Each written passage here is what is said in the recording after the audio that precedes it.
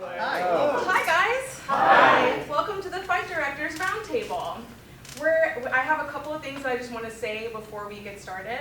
We're going to have everybody introduce themselves so you know who you're talking to. But I want to say that we're going to have a 30-minute question and answer at the end. The way this panel is going to work is I'm going to ask some questions.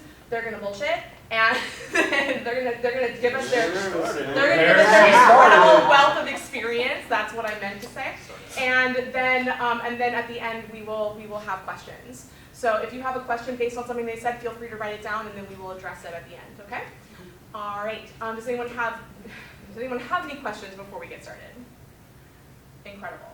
All right. So first we are going to have everybody. We're just going to go down the lines. We're going to give our name and then a brief overview of your directorial experience with stage combat. Okay. Hi everybody, I'm TJ McDonnell. I'm from the Tampa Bay area, and I have directed a couple years of the MetroCon superhero fight show, and I have been directing fights and selling them for K75 Stunt School. Brief. I'm AJ Harrett. I am one of the founders of Lance Orlando and have been doing a lot of directing there and a couple of additional side projects here and there, like when they needed a fight choreographer. But I've been doing, Lance has been around for over 10 years, so there. Hi, I'm Allan Thompson. I've been a fight director for 30 years. I've directed, fought, done a whole bunch of stuff. There you go. Wow, that's brief. I'm Branden Schulz. My first experience being able to direct stage combat was in 2006 for American Stage Shakespeare in the Park at Williams Park. And then I joined Bay Area Ren Fair and then SMF, where I was a fight captain from 2014 to 19, became an assistant in 19, and am the current fight director. And I'm Adam Richardson. I've been fighting most of my life, but I started into stage combat in 2006 with Bay Area Renaissance Festival. Worked my way up, and I was a fight director by 2010 was my first year of fight director. Continued being there throughout my tenure there. Also at Lady of the Lakes in a separate troupe, fight captain, fight director there. Have been contracted in for multiple different shows outside of Ren Fairs and things. Do all sorts of fire, stunts, crazy combat type things as well. And I'm Casey. I'm also here. Okay. All right. So my opening question to you is, what is the hardest lesson that you've learned as a fight director, and how did you learn it? I'm going to go first. I think the hardest lesson I've learned as a fight director is the hardest lesson I've learned just in theatrical combat. Check your ego. Lose your ego, pour some out of your cup, and a good director listens to their people. Like a good fight partner tries to make their fight partner look good, a good director wants his cast to look good. And if a cast member says, I'm not comfortable doing that, then you can have a discussion about it.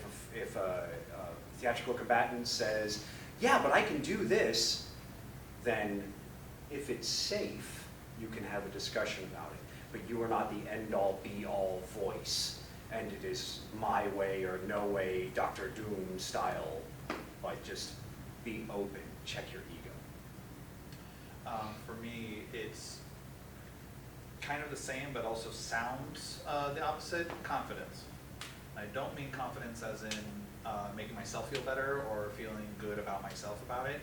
I mean, there is that element, but also confidence that, like, I'm here because I know what I'm doing. I've done this before.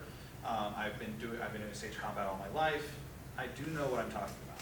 So trying to shut off the anxiety, because not only does that help me have a clearer vision and make better choices as a fight director, it also, whatever you're feeling inside will bleed out in your fight direction and to your cast. So if I do not feel, and I'm stressed and I'm nervous and I'm trying to give direction, they're going like, yeah, okay. But if I am confident in what I'm saying, or at least acting confident in what I'm saying, then that instills something in the cast where they believe I'm in a good space, I'm in a safe space, I can trust this guy. And I think that it's like in stage combat, that trust, that confidence in each other is paramount. So giving yourself grace, but also checking your ego. You don't know everything. Someone's going to come up with an idea or a question, and you're like, I didn't think of that once. So check your ego, but also don't check it too hard, I think. Sorry, and there's a difference between being cocky and confident. That's it. So this is kind of a two-parter. So the first thing that I learned was whenever you have a fight and you ask people within your organization, you know, is this a good fight? You get feedback, and then you can ask another organization, can you look at this fight, and you get feedback. The thing I learned was that can be problematic. And the reason being is because now you're in a bubble. And when you're asking people within your organization who you've taught what they think about the fight that you just put out, you're going to get bubbled information. So the thing I learned is whenever I do shows now, even if it's dress rehearsal or anything, when I see people that are not part of my organization, are not fighters, common audience members, I go to those audience members and I ask them, what did you think of that fight? Which one was your favorite fight? And the answers I got back were shocking, where I was like, I honestly, and this really broke my ego a little bit, is I had someone that said, that fight's the best. And in my mind, I thought it was the worst fight on the chessboard. And everybody within our troupe said it was the worst fight on the chessboard. And these people were like, oh, we drive down from Pennsylvania to watch this person fight. I'm like, what?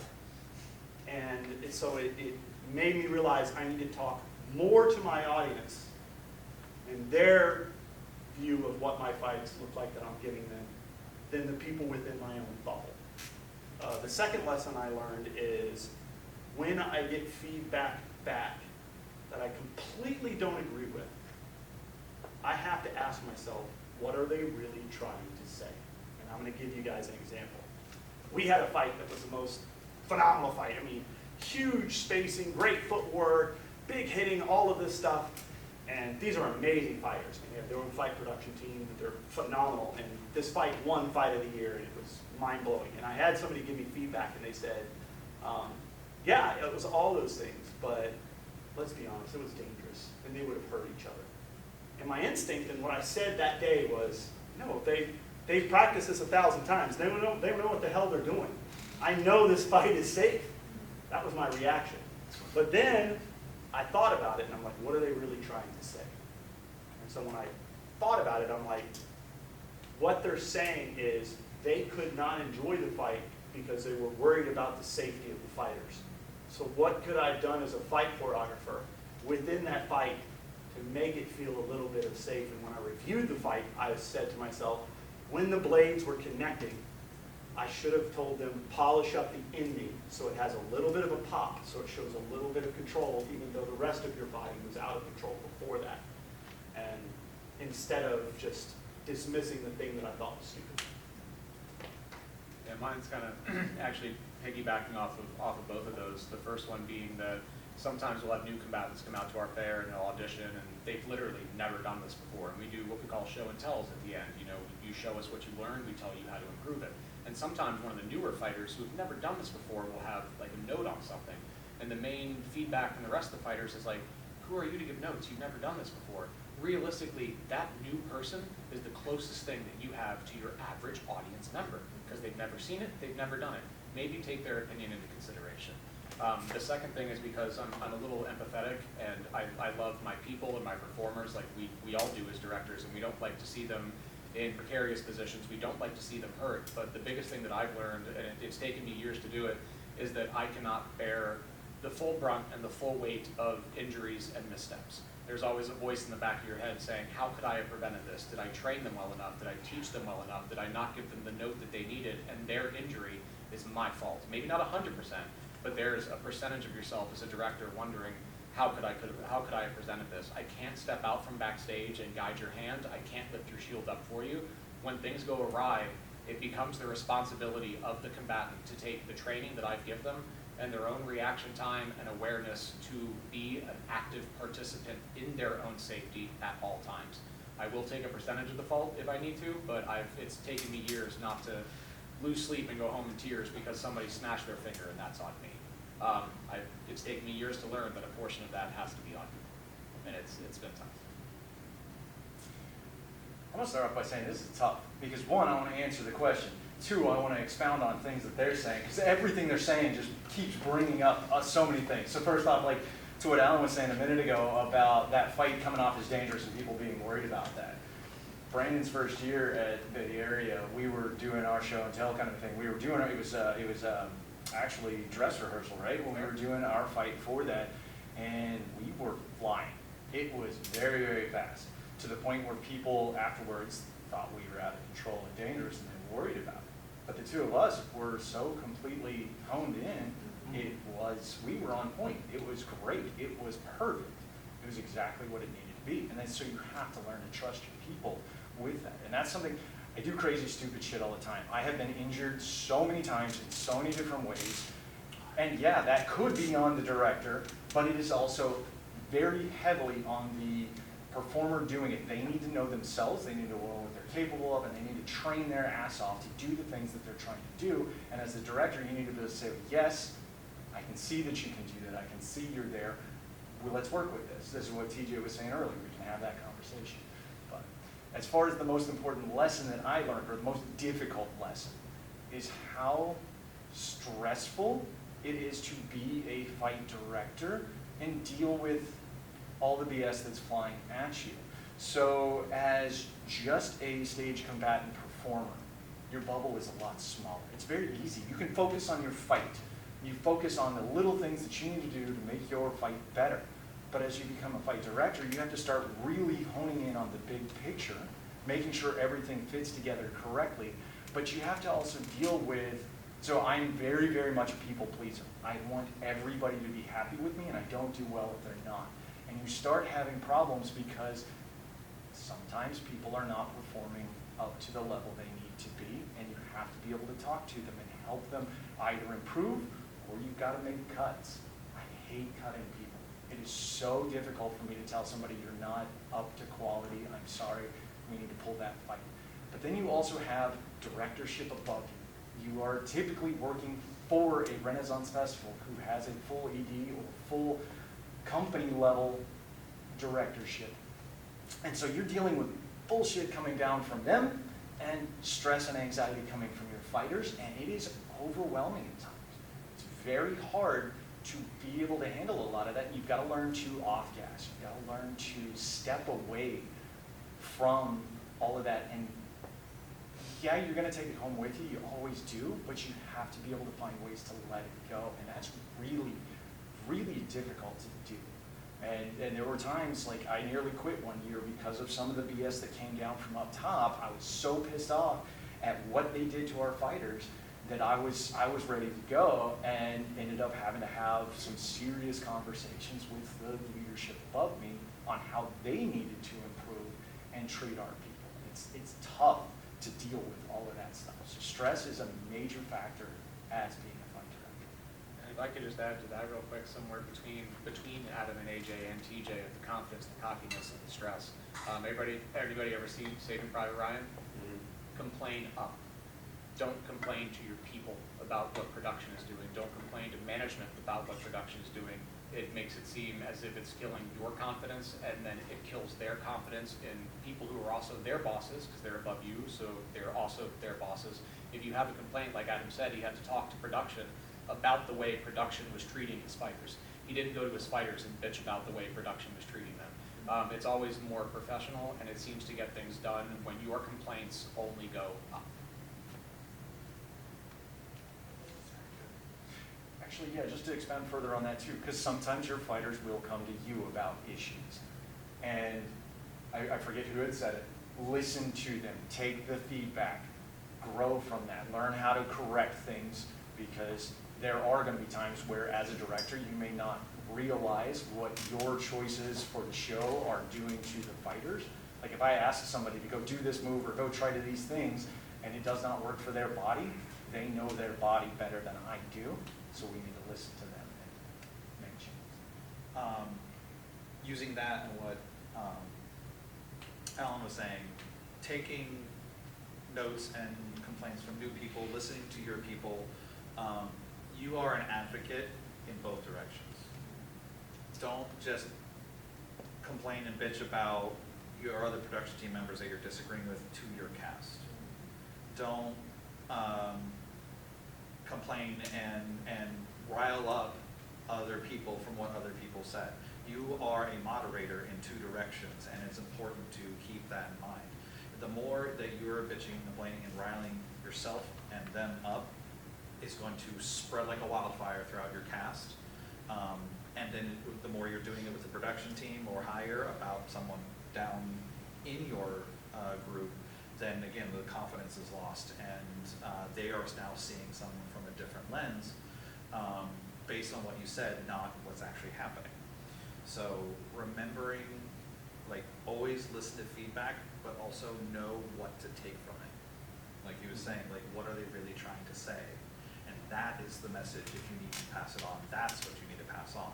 Not the exact wording, because maybe they were really upset and angry at the time and used verbiage that was a little extreme or hurtful, or maybe just in the moment. And that is not what you need to be moving forward. It's the concept and the point of it that needs to be moved forward to solve the problem, not the complaint. One thing I hear all the time is it's not us versus each other, it's us together versus the problem. And that's what I hear when you say that. That's it. All right, so I'm going to switch gears, and I'm going to talk about what makes a great fight. So what makes a fight memorable? What makes a fight memorable? I saw the question as, what makes a great fight? What makes a great fight? Entertaining the audience. That's why you're doing it. You're giving to the people. You're performing a magic trick where, you know, you're hiding things through lines and shapes, and but you're presenting a magic trick to this audience. Why are we here? Why are we sweating? Why are we getting dirty? Why are we getting beaten, cut up, and, you know, blood, sweat, and tears? Why are we making friendships that'll last a lifetime? For the audience. What makes a great fight? Entertaining the audience. I've had, I was directing for ShadowCon, a little con that didn't last. I think it fell to convention Darwinism. And, what's that? No sunlight. Yeah. No, they threw too much shade. That came back on them. But I was directing, and I had another director, or she was a fight captain, and she too was from the SAFD. And I had a fight, and this one guy did a front tuck over somebody. He roundhoused him in the torso. He roundhoused him in the torso. Guy went down on his hands and knees, and then the kicker just did a front tuck. Landed, snapped into a fighting stance, gave the guy time to get up into his fighting stance. And this SAFD person was like, but why? No, stop, cut. Why? Is because the audience will go, hell yeah, that was a front tuck. That's entertaining. There's reality, and you talked about this yesterday. There's, you know, reality, and there are people that definitely, I want to see the realism. Oh, okay, great. It's a variety show. So, what makes a great fight? Being entertaining. What was the way you rephrased the question? What makes it memorable? What makes it memorable? Geez, I'm going to say, I don't want to take too much time out of everybody, but I'm just going to say, giving your all to make your partner look as good as they can will make it memorable. I've started to say very recently in my life, I came up with this, I want to put it on a t-shirt. I'm not the best, but I will always give my best. Or I'll always do my best. I'm not the best at anything, but I'll do my best at everything. So if I have a fight partner, I'm going to do everything in my power to make them look as great as they can. And that, hopefully, you can only control so much, but that hopefully will make a memorable fight for that audience. And that's what makes a great fight. The end, thanks. A lot of the same things. Remember your audience. That is something that is so easy for groups like ours to fall into, because we are rehearsing these shows for months, and it's us and our cast hanging out, having a good time. And 1,000,001 inside jokes are going to come from it, and then you're going to want to slip those in because it's funny to you and everyone else around you. But if you become so insular about you having your fun and not remembering the audience is who it's for, then the audience is watching you guys play amongst yourselves, not perform for them. So as a fight director, you want to keep the audience in mind at all times. So whether that's sight lines or choosing which choreography to do, is this real enough or is this entertaining enough? Like, these are all elements that are from the perspective of the audience, and that has to be remembered at all times. Safety is number one. Audience entertainment is number two. So there were two questions there. How do you make a fight go from good to great? And how do you make a fight memorable? Those are the two questions. So those are two questions that sounded like you asked. I'm going to answer them both separately. So how do you make a fight memorable comes down to a simple thing, emotional link. Meaning, whenever the audience member leaves, did you attach some type of emotion from you to them? It can be surprise, it can be fear, it can be joy, it can be anything.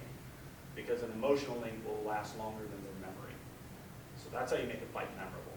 How you make a fight go from good to great is one simple thing that you need first, work ethic. If the group does not have the work ethic to get where it needs to become great, you're going to have a lot on your plate. So one of the things you have to do as a fight choreographer is to motivate and encourage. One of the things I'm known for, both positive and negative, is that when I see groups sitting down, I'm constantly asking them, say, hey, what are we doing? What are we doing right now? It's like, oh, we're taking a rest. How long's your rest? 3 minutes. I'll come back and check on you. So a lot of people will say, that I can drive people too much. And so I try to be aware of that, but it is something that you have to do if you want to take a fight to go from good to great, is you have to instill the work ethic in it. Because if you can only see them do the fight twice and give notes twice, then it's not going to be a great fight. If they can do it 100 times, and you've given 100 times worth of notes, you're getting the fight from good to great. I think, in my personal opinion, both of these things are a little subjective, mainly in the eyes of the audience, of what they think is a good fight versus a great fight, or how directors view good fights versus great fights. Same with a memorable fight. I think it's going to be dependent on the audience member or the director. I think how you go from a good fight to a great fight is not simply, let's do 4 moves, that felt good, that worked, let's move on to our next section. Sit there, play a little bit. Throw a move that you didn't start with before and see what comes of it, because there might be something kind of hidden in that haystack that you've got to dig for a little bit. You might find a move in between a move that moves to something else. So don't just put together a few moves and go, yeah, that worked, that was good, that felt good, let's move on. Stay there, linger, float a little bit in that area, play, see if you can come up with something else. And then, of course, just practice. Like Allan said, 100 times over. I mean, any practice, the more you do something, the better at it you become. And I think that reads for the audience. As far as it being memorable, I think there's 2 things that you can do. One of them is a little more difficult than the other. I have a personal belief, Ren Fair's been around since the 60s, 70s. It's all been done before. That cool flip you did, someone did it somewhere else. That thing you did on the key, it was done 20 years ago. I mean, I know it might be the first time you've done it. It might be the first time it's done here. But simply seeing something that you've never seen before, that's immediately going to make it memorable. It's a little harder because a lot has been done before. And the other thing, again, is kind of feeding off of what Allan said. It's giving the audience something to take with them. When the match is over and they're going to the pub, man, did you see that at the... They're still carrying that with them. I'm sure I'm a huge horror movie fan. I recently saw Lee Cronin's The Mummy. Not a lot gets to me. That one got to me. I'm still carrying some of with me, okay? So that's that emotional connection, and make that emotional connection. We had a fight one year where one of our fighters had to go to weapon boxes to choose weapons. He goes to the weapon box, and a giant red glove on a spring comes out, and that's how the fight ended. I'm sure that fight was memorable to a lot of people because it was the one with the big red, Looney Tunes gig in it. It wasn't the best fight, wasn't the safest fight, but it was probably the most memorable. TJ was fighting one year at Bay Area, and I don't know if you were keeping the fact that you were bringing your character back a little under wraps because we didn't know that his character was going to be there, but it's one of my favorite characters portrayed in Bay Area. Oh yeah. I wanted to tell this. All right, yeah, okay. So, but that, I don't remember the fight. Yep. There was a fighter, Mike Reed, very talented combatant. Did you fight him or did you kill him? I fought and killed him. Okay, so I don't really remember the details of the fight, but I remember him as his character, who's an Irish assassin, in a cloak. I didn't know it was his character, coming out and giving a rose to a character, that character smelling it and dropping dead. And then the cloak came off, and it's my favorite character. I remember that. I can't tell you any details about the fight itself, but that was a memorable moment that I took with me when I left. Same thing when you see scary movies. Sometimes you sit on it for a while like, that was fucking nuts. So give the audience something to when they get their popcorn, they grab their drinks, they grab their kid, and they get off the bleachers and they walk away. Put something in their pocket. Give them something to take with them. Adam, wait, don't forget what you were going to say. But I wanted to tell this story, just we're being kind of formal. I wanted to just chat. That's one of the greatest compliments I've ever gotten. And I don't know if I've told you this to your eyes, into your soul, thank you. Yeah. Because I was dying. I'm in all black leather and a hood, and then I had to wear like one cloak, but it wasn't long enough to cover my boots, and we didn't want anybody to know it was me. And I'm already walking like this, as this little old lady with a rose, like from Beauty and the Beast. Yeah. And then so I'm black leather, then one cloak, then a second cloak, Walking like a crone. this, and I had heard that you would ask, like, is TJ here? Is TJ fighting? I don't see TJ. And I had heard that the rest of the cast was like, who's to say? You know? So the way this was relayed to me was that Mike Reed smells the rose, and then Troll, the Baron, goes like, you idiot, that's poison, right? And Mike throws the rose, and then I guess he still thinks this is a little old lady. He decides to throw the little old lady across the board, and so I do a dive roll and in midair like shed the cloaks so I can roll up and pull my sword. And as it was told to me, you took a beating for this because you stood up and were like, it's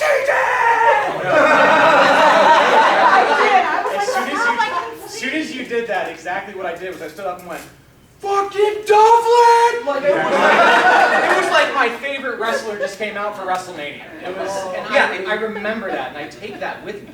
You don't remember the fight. I know Nope. I don't. You don't remember the fight, but you remember that. Mhm. And thank you. course, And yeah. thank you for taking whatever. He gets very All right, so excited. sorry, turn it back over to you. No, that's cool. You just literally took everything I was going to say and just. You were talking about my fight? Yes, it was. No, but you said it right from the beginning. It's all about the audience and what the audience takes away. And really, ultimately, it's the character. So there's a big difference between a great memorable fight and a great technical fight. You can be technically amazing and boring as fuck. It really can be. Sorry, I elevated it. Let's go. We're going to memorize this. I think we get Remember. one.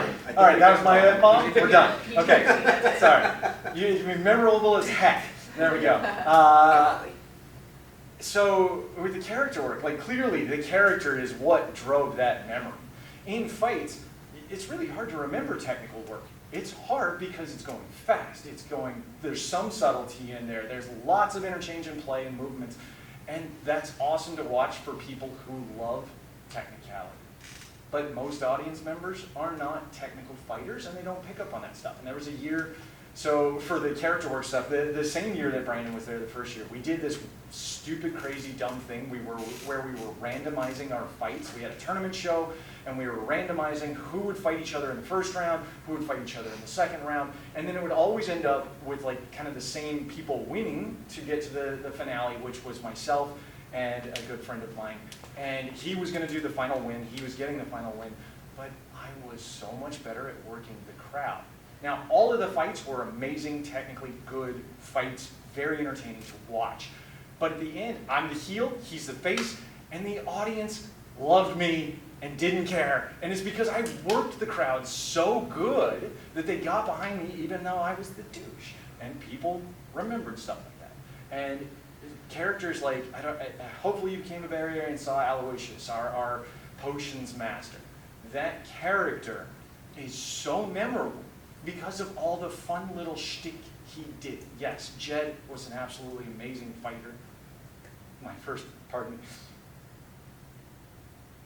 All right. Jed passed away a few years ago. Very tough. He was my first fight partner. Shit. Things that are memorable. I had so many wonderful things. But so technical moves, people don't remember them in most cases unless they're big and flashy. And this is one of those things that also gets under my skin, and I learned from and I started doing because I got pissed off. One year, me and Buddy and I were fighting. Best technical fight in the show by far. Most energy, most physicality. And we lost best fight, and I was pissed. And the reason we lost best fight is the other fight that did win was also very technically amazing. It was a small sword fight. They were very fast. And they had one really, really fucking flashy maneuver. One really crazy flashy maneuver. R rating. Yep. It's a pirate show.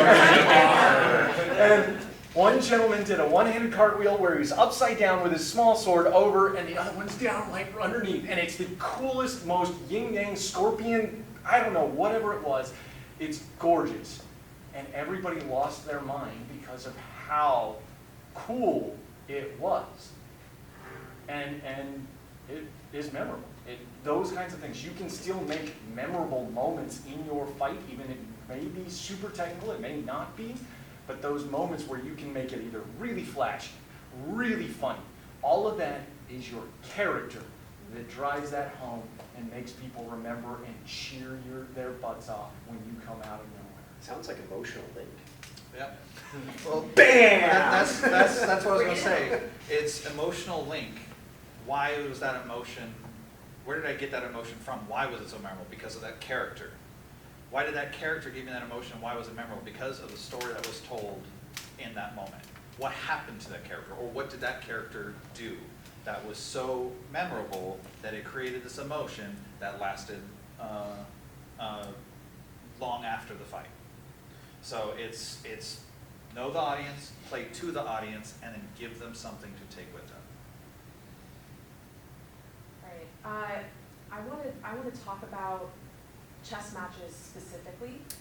I'd like to ask, what makes a living chess match feel like one cohesive show rather than a collection of individual fights? How do you work on that as fight director? I can start this one. I'm not going to go first. Ours is a little different.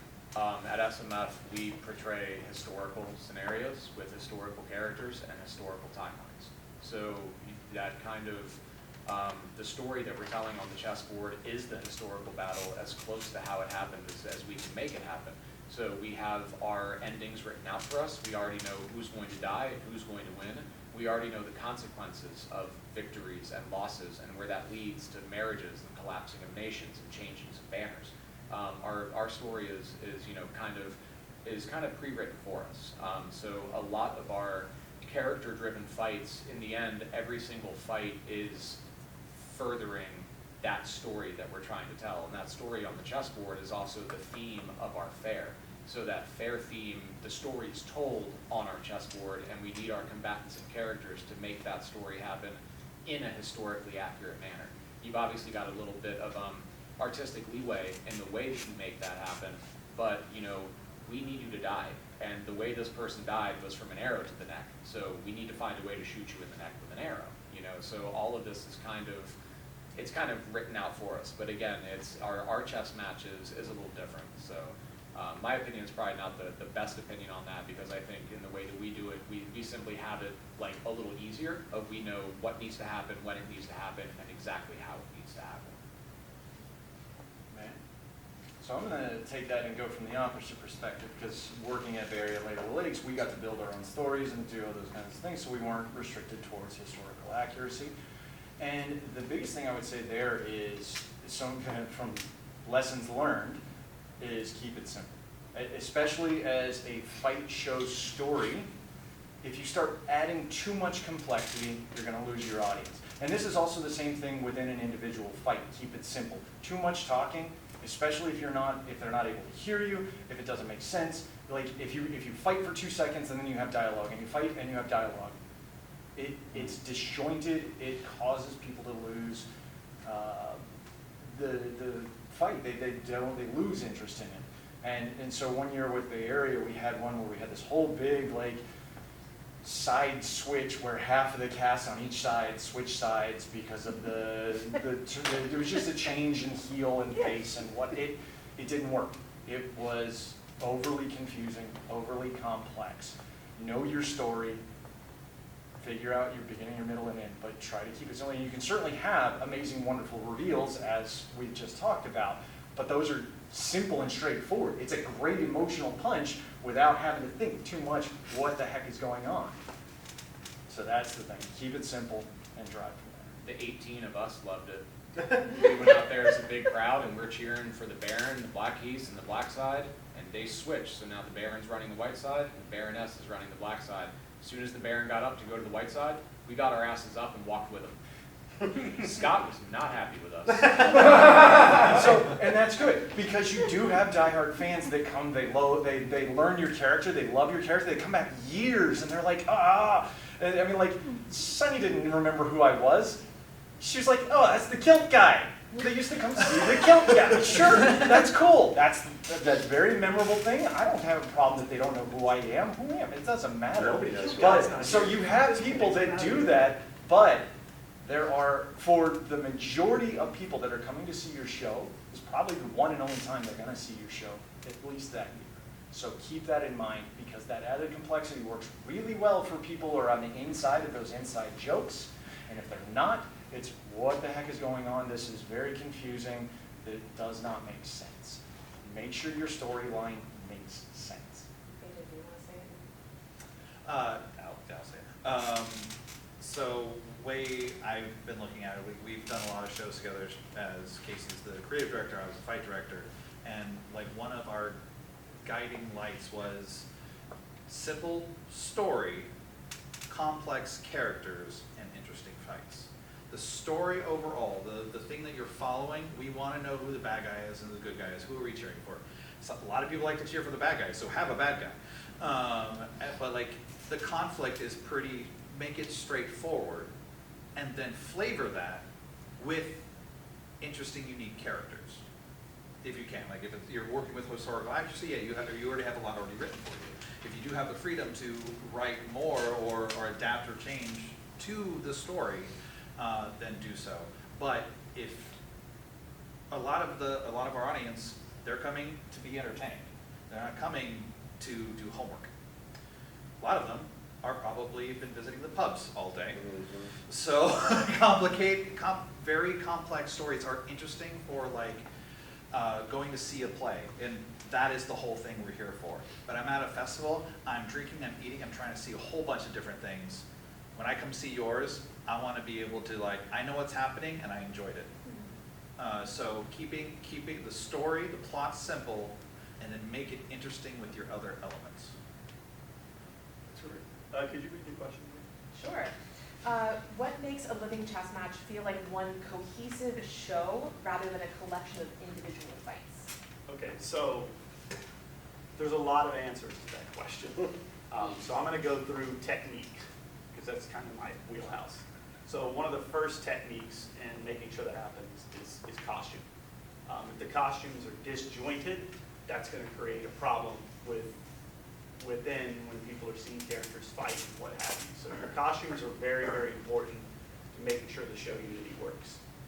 If you have somebody that shows up and they've decided they're going to wear neon green and everybody else has been wearing red and black, it really throws off the structure and it disjoints. So that's technique one, is costuming.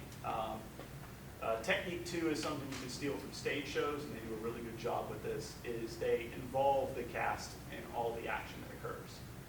It's not something that I see a lot of times in chessboards, but it's something you can do. It's a technique you can use where when a chessboard is happening, you can then say as a director, actor B, when this move happens here, I want you doing this. And you can choreograph other actors so that they become involved in the fight. Then it becomes a show and not one fight that's been separated from the rest of the show. You have more cast happening and more stuff happening, and you block and move people and you tell your leads, I want you to do this, I want you to do that during this fight. So that's a technique you can use to bind those together. 3 is making sure you have purposeful fights that are designed to elevate and tell the story, the overall arcing story. meaning you have some talented actors and you tell them, hey, this is an important part that we're gonna have happen. We need your fight to display this, whatever that may be. It could be that side B cheats. And so you're gonna tell, look, we're setting this up that these are not people to be trusted. So in your 3 fights, you're gonna be fight 1, fight 2, fight 3. We need you 3 people to cheat a lot in your fight. We need that from you. So whenever you're doing that, that's gonna support the story. So those are 3 techniques. And again, the question is, what makes a cohesive chess match a cohesive story as opposed to disjointed fights? I think that starts before the chess match. I'm a big proponent of, and I was raised with, if you ain't cheating, you ain't trying, and if you got caught, you weren't trying hard enough. So when I used to do martial art tournaments, I got gold at the US Open once in Orlando, and I would go around all day mean mugging the out of whoever I was going to be competing with. And then afterwards, you look at me, look, who's worked with me for 5 minutes? I'm a joker, whatever. Afterwards, yeah, like I'll buy you a beer or whatever, right? But before that, like just all day. And then when I got in the ring with that person, I had a psychological advantage. I will transfer that over to a Renaissance and a chessboard. You have your fight cast all day.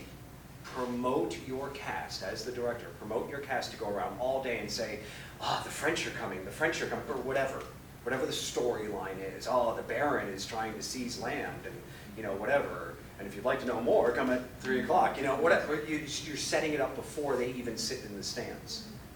So do that work with your cast. Get your cast involved to promote the shows that they are in. And in a chess match, you have maybe 30 minutes. And they're drinking, and they've got their turkey leg, and that's all they care about, and shut up and fight. That's all they know. They're sitting in the stands, it's hot, they've got, somebody on a wheel of death screaming back here, somebody with pickles screaming over there. So it's very hard to keep that attention. But you have all day, all morning, all whatever before that for your cast to promote the show in a Lotzian, passive Lotzi sort of way. Not just promote the show, hey, be there at 3:30, but also to say like, the British are coming, or whatever. The us, we're here.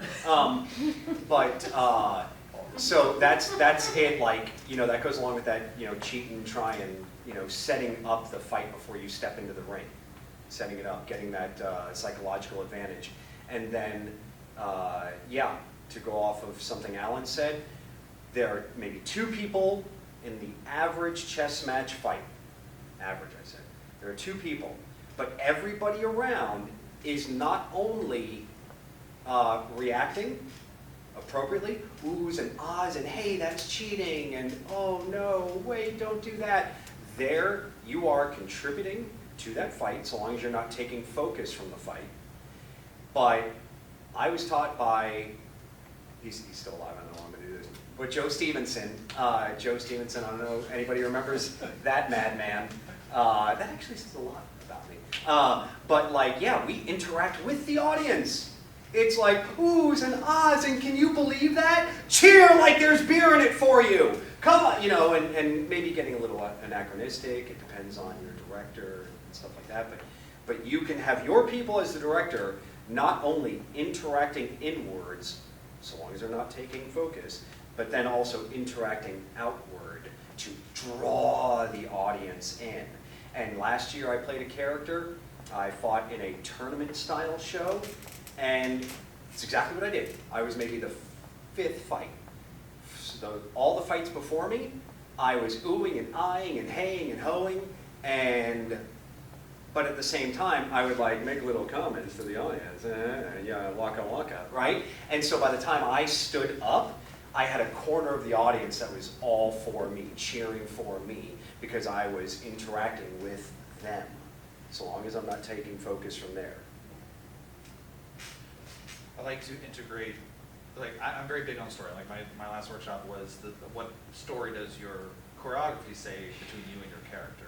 The next level of that, though, is like what story, or how is your tiny story in your fight affecting or helping the overall story? Like, you, in your fight, you and your character, and your opponent that your character is facing, you have your grudge. But you are also both representing the sides in the greater story. So what does your fight say about, what are you telling the audience with your fight about you? But also, what does it say about the overall story? For instance, the British are coming. The British show up. Okay, they're here, but do we or do we not take them seriously? There's this big fight somewhere in the middle. It doesn't even have to be one of the showcase fights. It's not the final fight or anything else, but like somewhere like earlier on in scene 1 or in the first half of the show, one of our major fighters on the white side going up against who's supposed to be one of the major fighters in there, and who we thought was really good on our side gets demolished. Not only are the British coming, they are in fact a threat, and now we know that.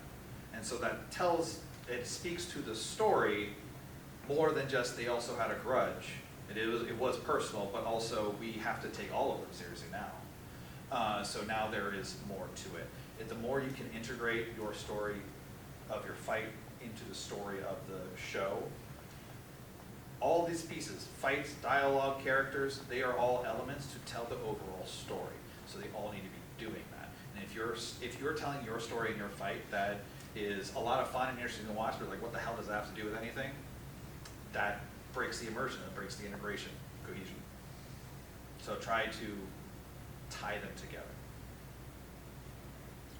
So I wanted to talk about move blindness. So this idea that you can have multiple moves across multiple fights, or a move across multiple fights that is repeated unintentionally because there is a disconnect. The fight director is watching each of them individually instead of watching them as a whole. Or that could be a strategy for removing move blindness. But have you experienced this in your shows, and what do you do about it if you find it? Like what are the process?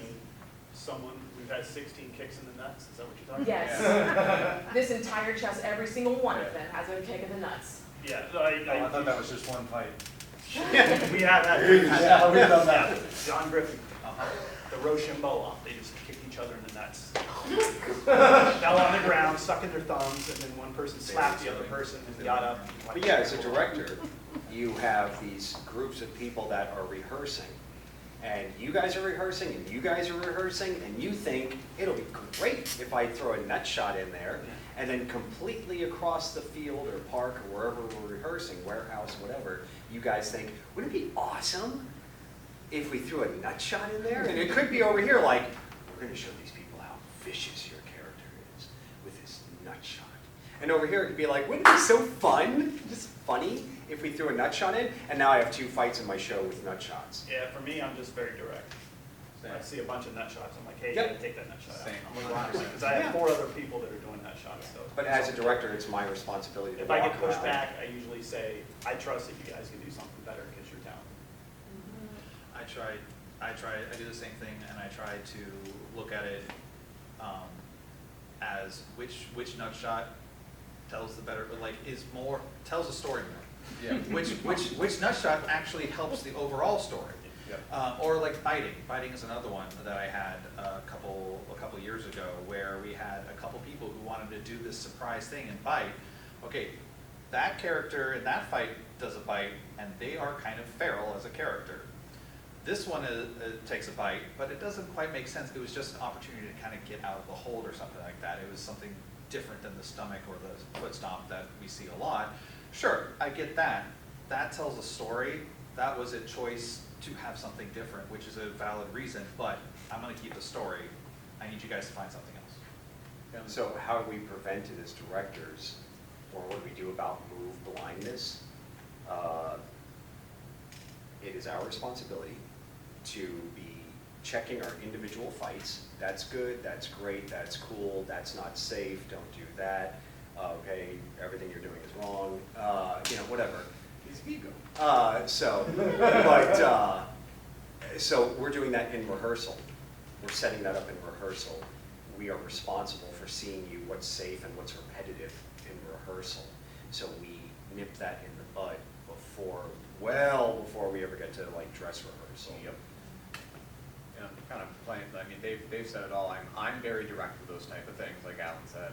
Also, like AJ said, what they are essentially is moves like that can be high spots. Like we're gonna have a couple hanging parries. We're gonna have a couple straight kicks. I know those are moves that will be present throughout the fights. But like a neck slip, a neck break, a nut shot, that's where your fighters go onto a hill. That's gonna be a high spot for the audience. You want to keep the one that serves the character and the story and the scenario the best. And that's how I would go about it. Like AJ said, if I'm gonna pick, you know, this person's biting and they're feral, if you bite, it's not only it doesn't make as much sense for your character, it makes what the other fighter is doing less impactful. And we don't want to take that away from that fighter. And the same thing that TJ said, we see this happening in rehearsals, so we have plenty of time to nip it in the bud before we even get close to the show. But I'm always going to pick what would this high spot benefit the character, the actor, and the story. I'm always going to have it in that slot. It's never as easy as like, oh yeah, that's funny, but they've already got it in their fight. I don't care if it's been in your fight for a week. If it serves the story better being in this one, I will go tell the other fighters, hey guys, sorry, we got to cut the nut shot. Well, we did it first, and it's not that they did it better. It simply serves a better purpose.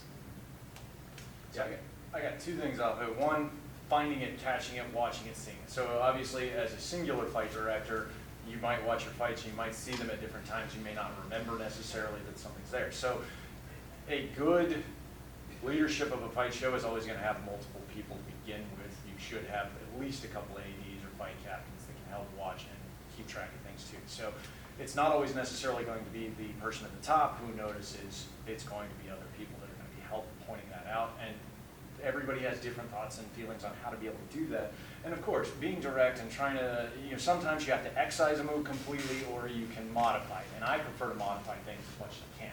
So nut shots, sure, cool, whatever, however you might need. I'm more so worried about big, more memorable things like Hurricane Ranas or big pro wrestling type moves that are very obvious. Nut shots are fun. You can build off of multiple of them in a show and have things. There are times where it works nicely to be able to do that if you build it for your story and your team builds off of that. We had a year where we literally had every fight had at least one in there, and we were like, by the third fight, we'd start counting. Hey, that was the third time! And the next show is 4! And everybody's getting, and the audience got into it. It works. You can sell that, but you have to build on it. Whereas things like Hurricane Rana, it's tough because everybody wants to do it. It's a big, flashy maneuver. It's fun. It's exciting. Cool. You can't have that in everyone. It takes away from it. If everybody does it, it's not special. But that doesn't mean there aren't other amazing moves that can be used instead. So be like, all right, cool. If you want to try that, let's see if we can work and see if we can find ways to use your body movements the way you've set up and come up with something a little bit different that doesn't have the same look and feel, but is still big and flashy, and we can still keep that in a slightly different way. So another technique you can use if you have a lot of, what do you call them again? Move blindness. So what you can do, let's say you have 3 warning shots, and you're like, the people really don't want to move. So what you can do is you can change angles or change levels. For example, you can say, hey, for your nut shot, instead of you standing, lay down on your back. When they kick, sit up into yours. Hey, you're going to do a nut shot from behind. So you can change angles and stuff. Nut shot from behind looks really nice, especially if you know the technique on the tailbone where the foot comes through the front. That's an amazing nut shot. So you can change angles, levels, different things like that to make the nut shots all different. Mm-hmm. Yeah. One thing, 2 things I do to try to prevent this is that because this has happened enough times that I started working it in like the first couple of weeks of training or rehearsal is, hey guys, this is a thing that happens. I might have to ask you to take that out and do something different. And it's not because you made a bad choice. It's because a lot of people are making the same choice and I have to pick. Because if I leave them all in, then again, none of them are special, so you're going to have this big moment and it's ruined because 3 other people already did it. So let's not go there, let's try to find something else. So I kind of give them the heads up like that could happen. And groin shot is a common example, but it could be a lot of things. The other thing I I am big on doing showcases or show and tell every day. For a couple reasons, but one of them is, as a fight director, instead of going, all right, I saw this fight, now I'm gonna walk across the field and watch that fight, and then I'm gonna go to that corner of the field and watch this fight, and then I gotta go over here, and then tomorrow it's a whole other set. But if I can get them back to back in front of me, at least at one point in the day, I can see, oh, that's the third one. Maybe we should address that. So there are a bunch of other reasons I like to do showcase, but as a fight director, it helps me. That is one of the specific things that it helps me with. We see that a lot at art fair, people going off to like the quiet little corner, like 200 yards away so that no one's watching them. And it's like, now we gotta walk 200 yards to see your fight and give you notes. I don't know if you know this, guys, but like all of us plus 2,000 strangers are gonna see this fight. Like, you don't have to do it in a corner, you're just making it harder, but I get that idea of I gotta go over here and then across the field and down to this way and down to that way, and it's just, it's much easier to prevent this by getting your combatants in front of you more back to back to back to back. That helps immensely. I want to learn from you guys that I feel have more experience than me. Open, honest, caring communication from the start. And I also, personally, I've done this. I was doing maybe I was lucky I had a stage show at MetroCon. I would record the fights. So even if I had to walk around to different corners of the park, I would record, and then I go home and I watch it like a football coach, like a college football coach. Yeah. I watch the reels, I watch the dailies. And then, gosh, no, there was something else, but I lost it. Alan, what did you say? Deer in headlights, holy shit. Right, sorry. Alan has forgotten everything he's ever But said. I really like this. I set clear boundaries and expectations by, from the beginning, compassionately communicating with my cast. And then I said I'm very forward about addressing it. Yeah, so, but, you know, I can set the expectations and the boundaries from the beginning. Yeah. Hi, everybody, I'm gonna be your director, TJ. A few things I wanna go over real quick, and if I ask you to, that was it. From customer service jobs as a teenager, I never say no. I say, like, do you have this? No. Do you have this? I'm not sure, but I will walk with you to the part of the grocery store and we'll look. So, can I do this nut shot? No. Can I do this nut shot? Maybe. But you could also maybe do something different or something better, and I believe in you that you can. And I'm gonna be honest with you, so-and-so over there is doing a nut shot, and I really think it's not necessarily better, but it may be better for the team. Yeah, it's a soft skill thing of where you take what you know as an actor, which is yes and apply it to your feedback to your fighters. Yeah. You know, you say, I really want to Yeah. do this. I'm really good at this. Why won't you let me do this? You're right. You are really good at this. And I know that you're so talented that you can do something even better. And that's why I'm putting this trust and this faith in you, because I've seen what you can do. We're directors. We should be Had that directing. We should be directing. We're shepherds. So from the beginning, set the boundary, have the clear, open, compassionate conversation with your people who are going to be crying, sweating, and bleeding for you. And then, yeah, the yes and. I grew up hating the expression, because I said so. When I was teaching children, it came out of me twice, and I immediately hated myself for it, and I immediately just stopped what I was saying, and I looked the kid in the face like, I don't have time to explain. I will be happy to explain this, but I just need you to listen to me right now, because it's time sensitive or something like that.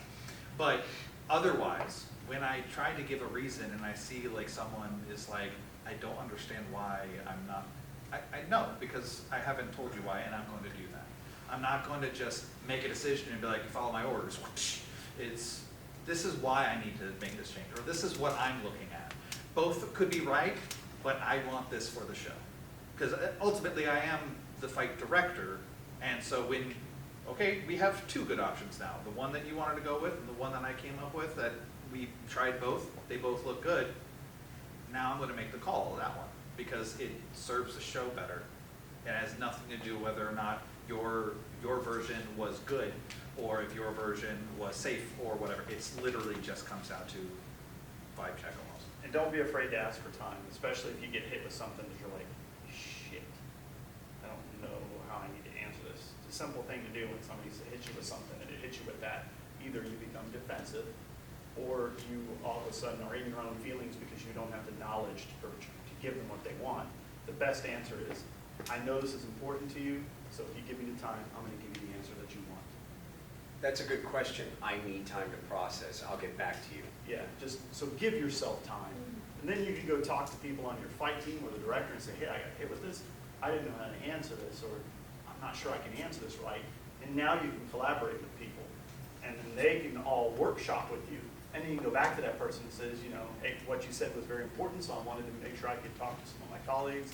This is what we think, and this is going to be best for you and the ship. So checking ego and communicating. Yeah. Right. Yeah, that's one of my mentors, Dean Bowden, used to do with any time anybody had a question, can we add this, can we do this, can we say this, can we do, he would just sit there and go, let me think about that one. And he'd walk away and be like, Dean, are you really gonna let him? He'd be like, hell no. But their answer was, let me think about that one. You know, and it always was always very well received. So you mentioned the director, and I want to ask, what questions do you ask your creative director, your artistic director, whatever you call them in your troupe, before you start working on the show, before you get into fight writing? What are the questions that you ask that you think are important? Tone. What is the tone you want for this scene? And then what tone do you want for this fight? Because sometimes the turn of the show might happen during a fight. And if it's a really important story moment, but if you make it just a big joke, the importance of that story moment is kind of reduced. So I need to know from the creative director, artistic director, whoever, the person in charge of the overall story, what do you need from my fighters to tell this story? What feelings, what tone do you need? I don't like to have my fights all be the same tone. I am very picky about, okay, that tone, or that fight was hella violent and visceral, and it was so good, I need a palate cleanser. Now I'm going to put a comedic fight in it. Or I'm going to put a fight that may be a little lower stakes, but either way, like, I hate it when every fight is at this such high level and it's exhausting, and I'm like, I kind of want to walk away just because I can't take much more. But if you have palate cleansers, if you've got hills and valleys, it makes it much more interesting. But I need to know where those hills and valleys need to be. Yep. So I need that from the director. I would say, what's your vision? What's your vision? And then the director will probably be like, oh, so everybody comes out of the film, it's wah, kaplan, and oh, and then this was wah, and like, What is this, Mike Bay? yeah. Lens flip. But I always like the guy that they interviewed who was like a surfer. Have you seen this interview? Oh, yes. At first I was like, whoa, and I was like, whoa, and I'm like, all right. So, but yeah, what's your vision? And I have a friend who is a Disney engineer. He's an engineer. If you call him an Imagineer, he will slap you. Because the Imagineer has the vision. The Imagineer says, blah, blah. The Imagineer says, we're going to have a Tinkerbell roller coaster, and when people do a loop, glitter will come down on them. Pixie dust. And the engineers go, what? We have gravity, and they're going 50 miles an hour through that loop, and they're going to get hit by what? So you have this person, what's your vision? What's your vision? What's your vision? And they go, oh, I want this fighter to do a one-handed back handspring, sword in one hand, one-handed back handspring, and as they're doing it, they're going to kick the fight partner in the chin, like, I don't know, whatever. What's your vision? And now that I know the vision, I have to be the engineer of this fight, and as safely as possible, portray that vision. That's it. I just want to ask a clarifying question here. Are we talking about from the perspective of creating individual fights as a fighter? What do I ask of my fight directorship? Or am I talking about my fight directorship asking from the entertainment side of things for the actual overall festival? Because the reason I ask is it's been completely different for me at the different festivals I've worked. So at Bay Area, we set the story. the fight directors would come together, we would work together. We didn't have an actual just creative director that we had to go talk to about what we needed. We built the story, we presented it to the overall entertainment directorship, they would approve it or modify it as needed, and we would go from there. So we got to build everything more or less from the ground up, and then we let our fighters, we tell our fighters the vision, and they build from there. Whereas Lady of the Lakes, it's every year they've got a specific story arc or theme, and we kind of build into that. But again, all we really need is the overall idea of where we are timing-wise and what kinds of things they might want to incorporate in our show. And again, usually that's just whoever the top person is in the fight directorship has a quick conversation with them to get what they need. And then again, we come together as our group and determine what we want to build as far as the show story that year, what elements we need, and then we tell it down to our cast members. But from a fighter perspective, this is where it feels like I should be asking the leadership, all right, yes, in my fight, what do you want? Do you want a slaughter fight? Do you want a comedy fight? Do you want really good back and forth technical action? Do you want a lot of big dramatic things? Like what do we need? As AJ was saying, you can't just go from slaughter into slaughter into slaughter. You need things to break that stuff up. You need highs and lows. You need comedy and tragedy and excitement in there. So it's just all really depends on what perspective we're talking about, I guess. I think it's a lot of figuring out early who's making that call. Like, what are the specific things you're looking for is another thing I'll ask. Like, what specific things are you looking for from each fight or from each character? Like, I really want this character to fight with an axe. All right, it gives me a guideline, one thing to make sure that everything else fits into to help with the vision.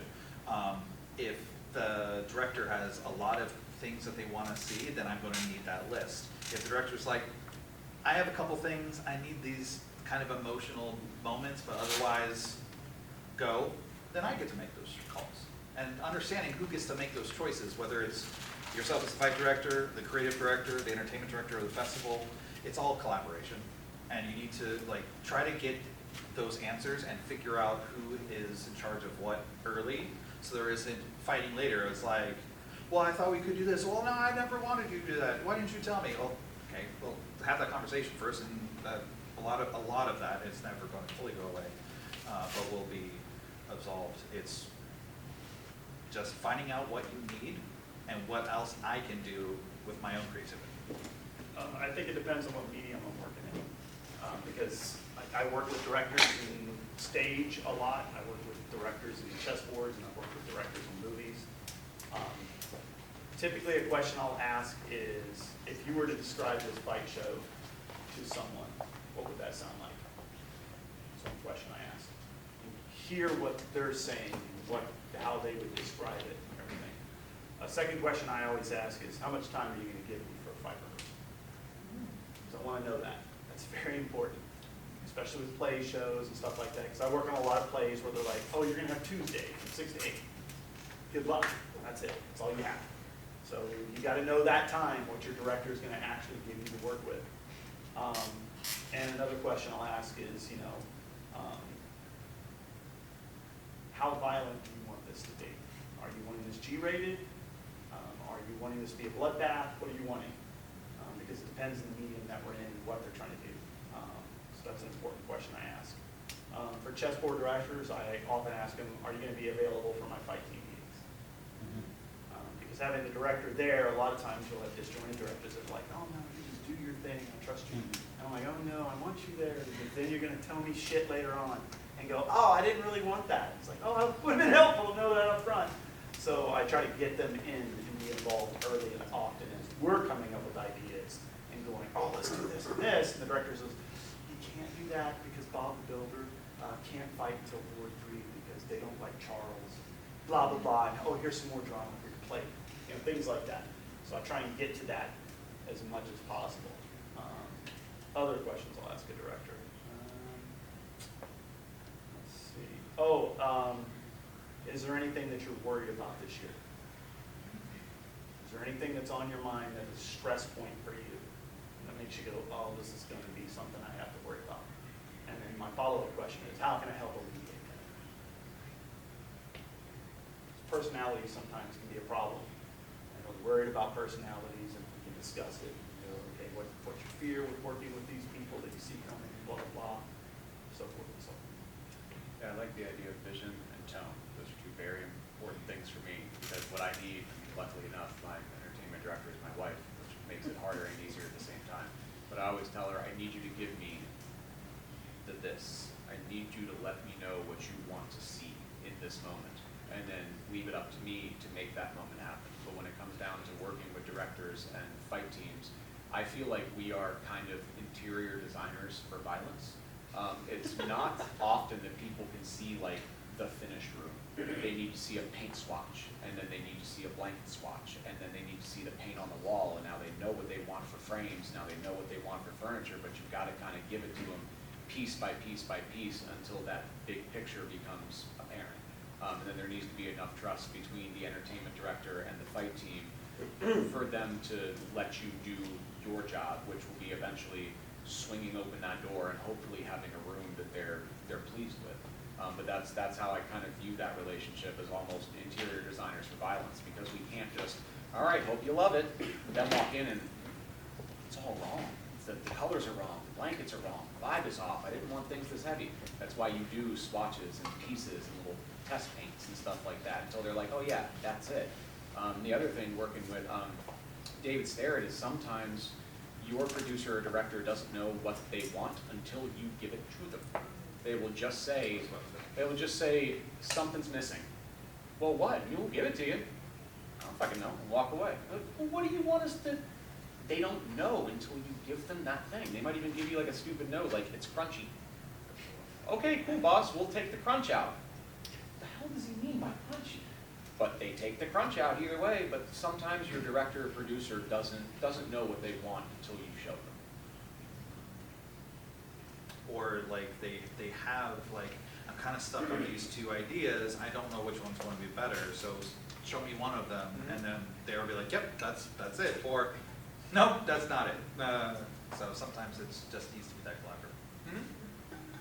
So I'm going to talk about performers now, working with performers. The bane of your existence. What is the line? This is the part we need to festival in a censorship. heartbeat without performers if I could. The worst part of my job is when I have to do it, I swear. Only my job would be great if it wasn't for all these customers. So, what do you look for when casting fight partners?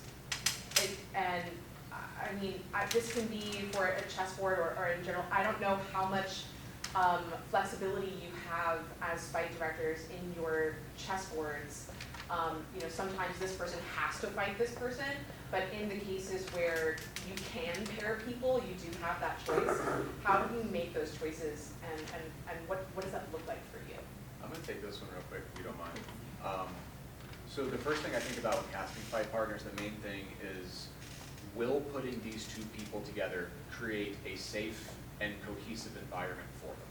You don't want two people going to work every day being like, oh, I gotta work with this person, you check the schedule and your least favorite coworkers on the schedule. You want these people to be able to perform safely and cohesively, and you want them to do it, happily. So how will the mental state be? What will their finished product look like? Obviously the finished product is important. And what can they bring out of one another? Now that's kind of the fight partners you get where it's a leader versus follower type of case of one person leading the waltz and one person following. It's usually a more experienced combatant and a less experienced combatant.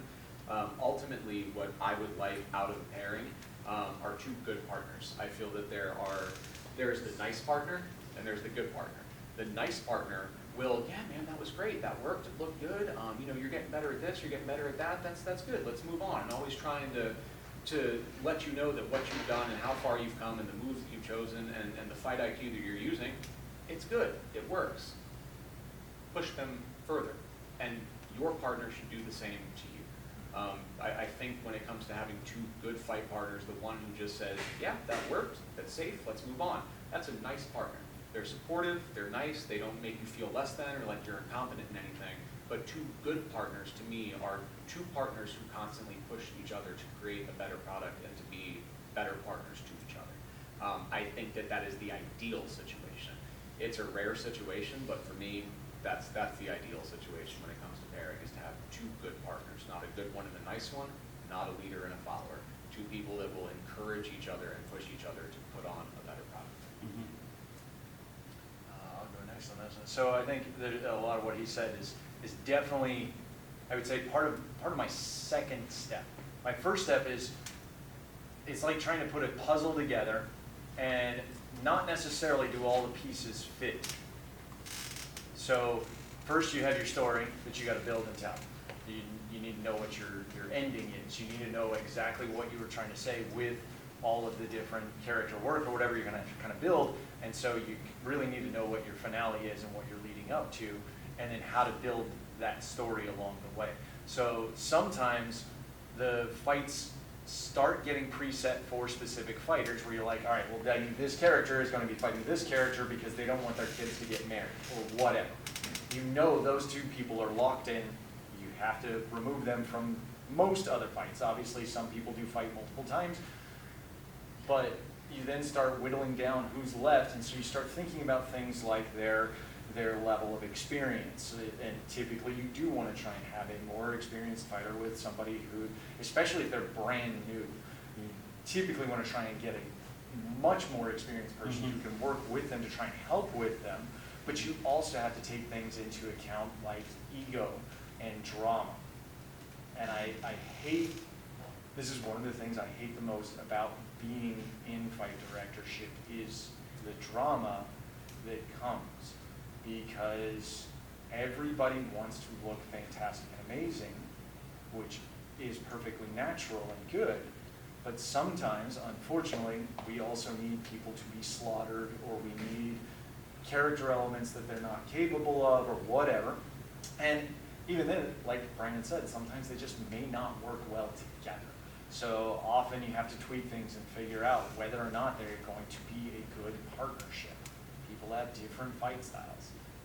I know there's at least one person on this panel up here that has had trouble working with another one of my former fight directors, and did well. They did a great job putting it together, but their fight styles were different. I'm not calling out anybody as to who it was. What did I do? It's not what you did.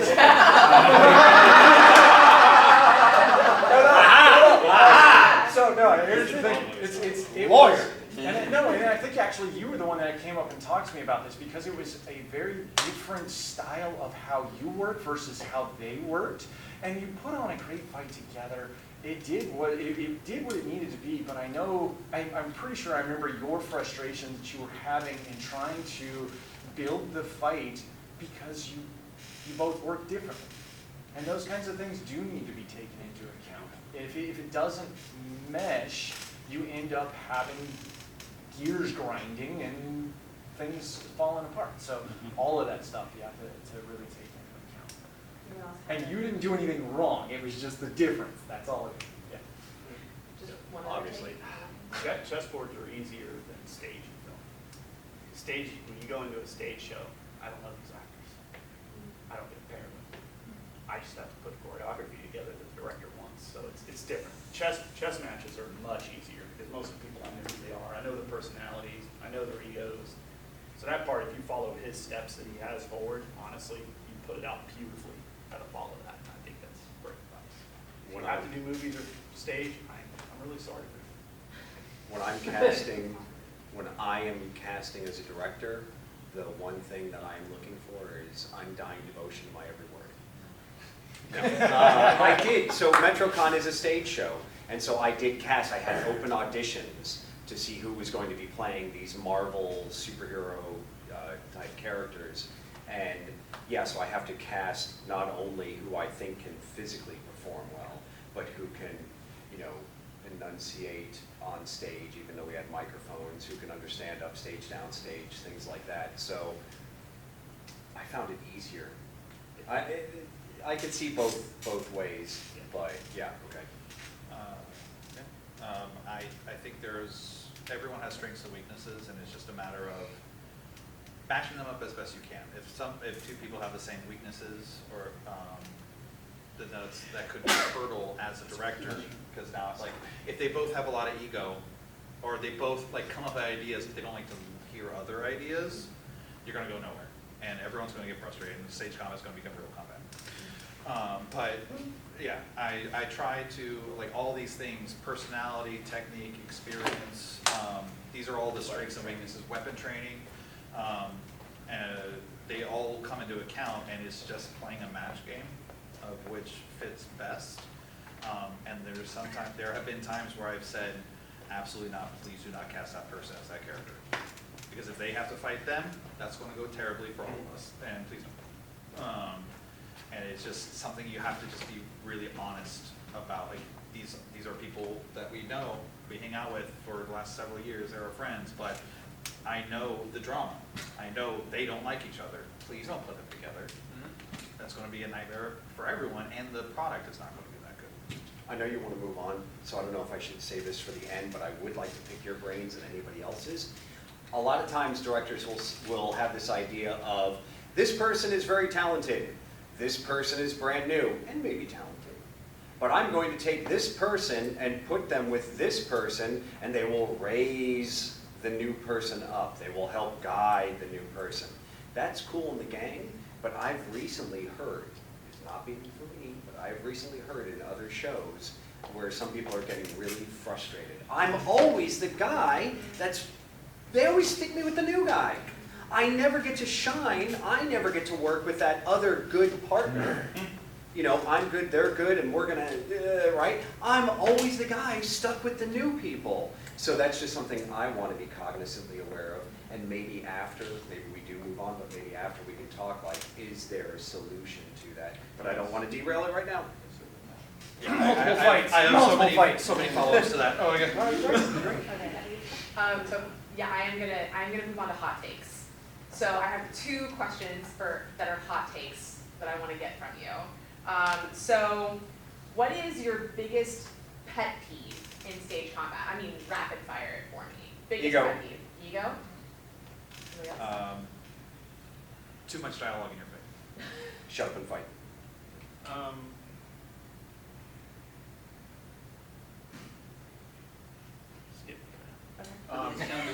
Relationship dynamics or lack thereof. There being an action, a reaction, and a consequence, and fighters or actors who have dialogue and then they have a hit, and then they go back to the dialogue as if the hit never happened, or they have hits and then they speak, and then they go back to fighting as if the words never happened. Your words affect your fight affects your words, and if you have no action, reaction, or consequence within that story, you can't fully move on to new actions and create new moments and new stories. So I don't like a lack of relationship dynamic in a fight. This makes it tough because everybody already took all the good ones. No, I mean, I think for me it's going to have to be, if they're not willing to listen, which again goes right back to ego. If you're unwilling to take the notes and the creative directorship from the people above you, or even people to your sides, because as directors we also need to take creative direction. We can't see our own fight. We cannot see it other than filming it and watching it, and even then, what we think in our head is right is not necessarily right. Listen to what other people say. An easier, quicker answer. I don't like the 1, 2, 3 big hit. Everyone knows the big hit's coming on threes. When people do the pull-up, like 1, 2, and then the big hit comes on 3. Dude, make the big hit on 4, make it on 2. Stop doing big hits on 3. It drives me nuts. To go on ego and maybe give Allan more time to pick what he's going to order off the menu.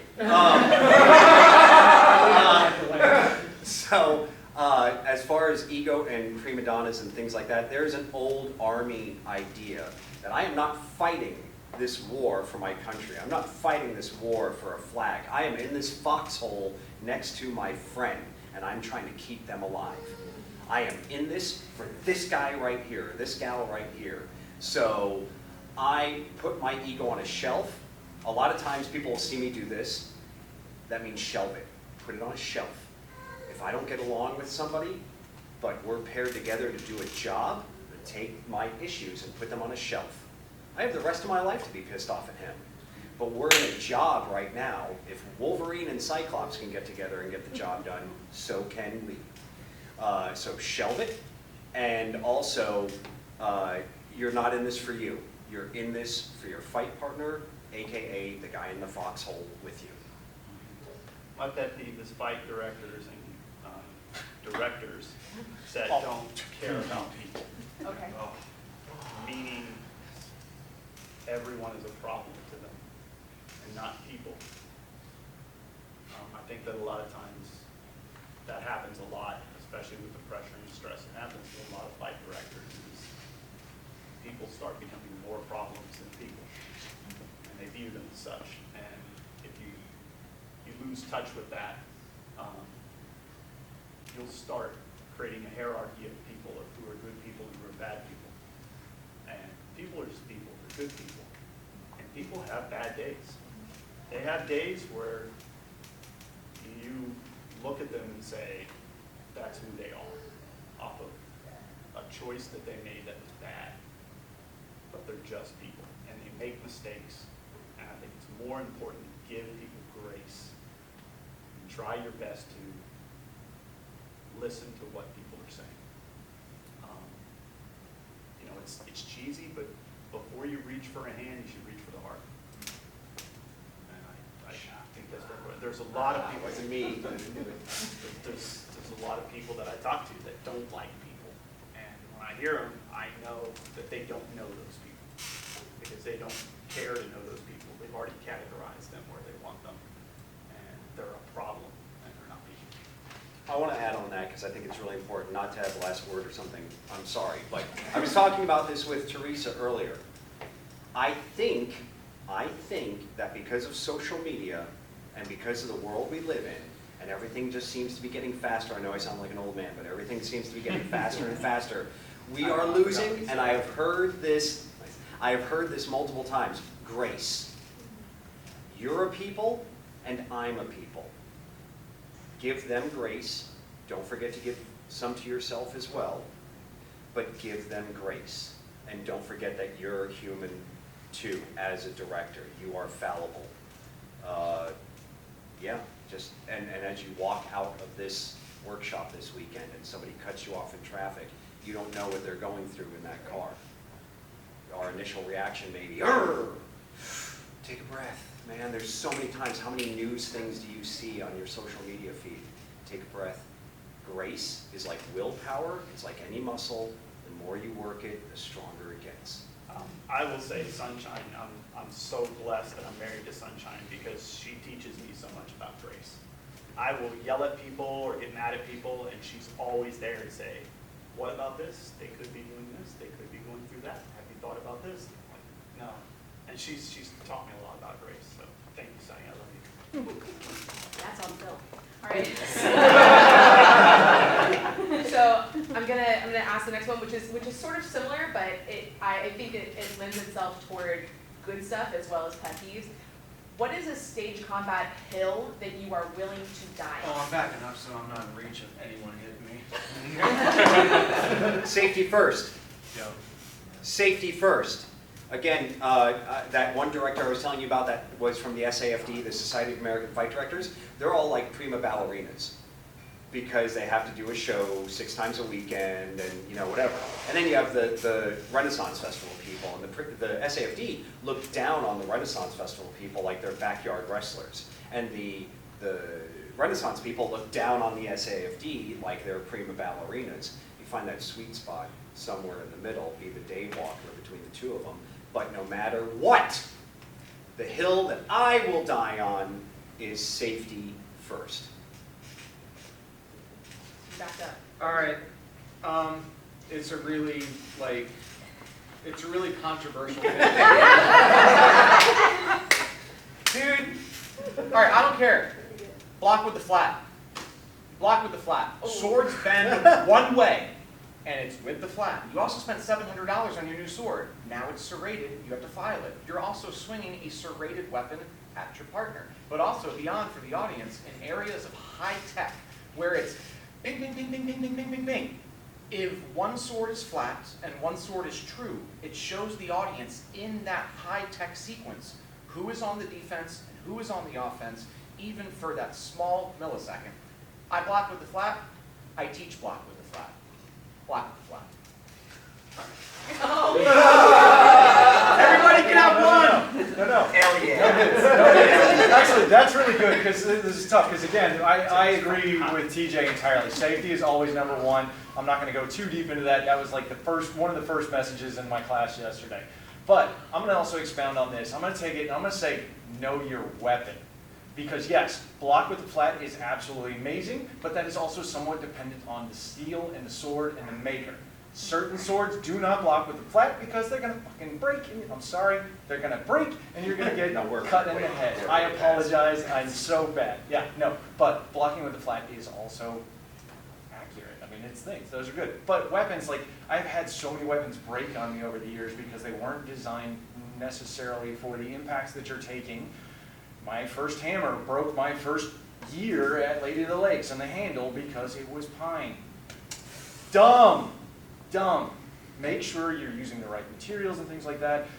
And don't have your people use weapons they don't have any clue how to use. And this is a directorship problem or fault, not the fighter's fault. We had 1 year, and she's outside. We had 1 year where one of the ladies we gave a monkey fist to fight with. What the heck were we thinking? She had no training, she had no idea. It was the stupidest idea we ever came up with. And it was just, so know your weapons, know your people, and what you have to do. Have a reason. And usually the reason should be because it helps the story. Doing things just because you can do them, or oh, I saw this really cool move, I want to do it. Great. Does it fit your character? Does it fit the story? If the answer is no, maybe find something else. We are not here for you to show off. We are here to tell a story to the audience. I was saying at the very beginning of this thing. The audience is who we're doing it for. We are doing it because we love to do it and we have fun doing it. That's not the primary purpose. We are still doing a job, and the audience is our customer. Serve the customer the story. So if you are just doing things as like, well, I could do this here. Okay, cool. Why? Because I thought it would be cool. No. Give more reasons. You can have more reasons. It could be my character is a flashy person, so he's going to do 8 spins in this fight. Yeah, that's all. Another thing. You're gonna bump those numbers up. And no, the air. Yeah, no, but like you might have a reason. And the reason might be my character's really flashy, so he may do this thing. It's not the smartest move, but it's the flashy thing, and that's what he would do. Hey, that's a reason.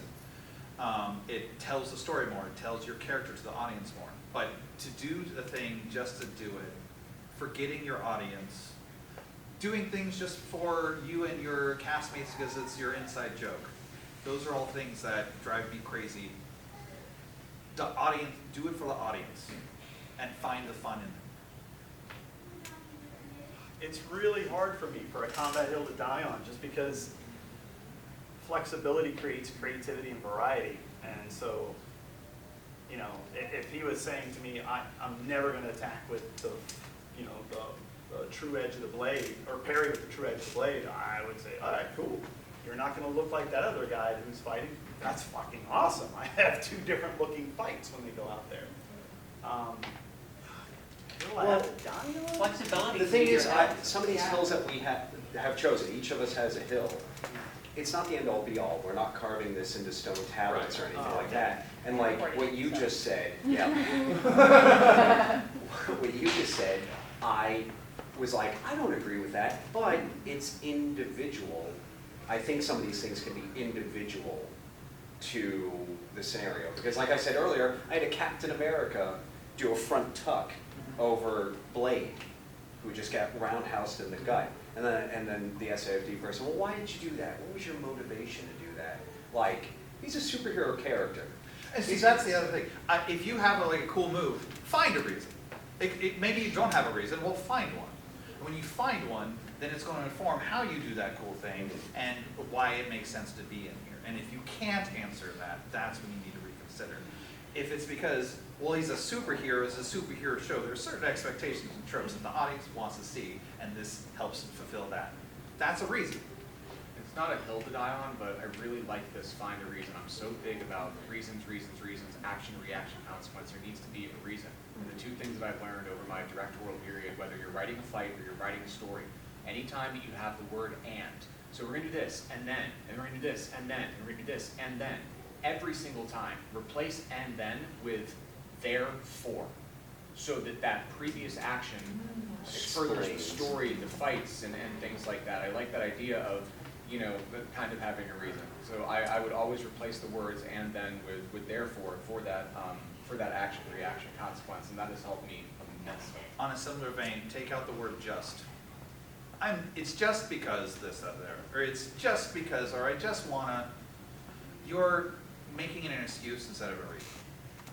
You're devaluing your own decision making and creative process by going, oh, it's just let me have it. All right, so it's Alan, a is preference. well, I was gonna say, It's just a Alan preference. is your. Just a preference thing. I could What is imagine the- Alan saying, my hill that I will die on is that I have no hills that I will die on. Well, it's a I will be preference thing. open. All right, I think I can give a preference thing. So a preference thing for me is I prefer fights to move. I don't like when two fighters stand in the middle of the chessboard and exchange blows and do not move from their spot. It drives me nuts. That is a preference for me. There are audience members that like that. There's fighters that like that. Directors that like. For me personally, I don't like to see that. But again, my I will hill. accept that as a hill. Just one more thing here off of AJ's. I love this so much of reasons. I love the idea of reasons why things are happening, things are being said, things are moving forward. I love the idea of reasons. I use sometimes in casting versus actual actor skill, a skill versus desire scale. Do the other characters talk about your skill with a sword? Are you captain of the guard? Are you Serrano Bergerac? You probably are in the skill tree. Did somebody take something from you? Was your best friend murdered? Are you hungry for lust? You must be Romeo. You are probably in the desire tree. Bergerac, not fighting with as much skill as Bergerac. Romeo would fight with desire. Bergerac would fight with skill, and knowing whether your fighters or actors or combatants are fighting with skill or desire, it will dictate the way that they fight. And if they know how to fight, and you also have to ask yourself, does this character or fighter have either of these things, or do they know how to fight? So I like to use that skill versus desire scale to find those reasons in between, and it helps me as a director, and it helps my combatants. That's the A in great from my class last period. He was I love that. So that's Okay, I'm gonna cut my questions here and I'm gonna open it up to you. If you have a question, yeah, go ahead.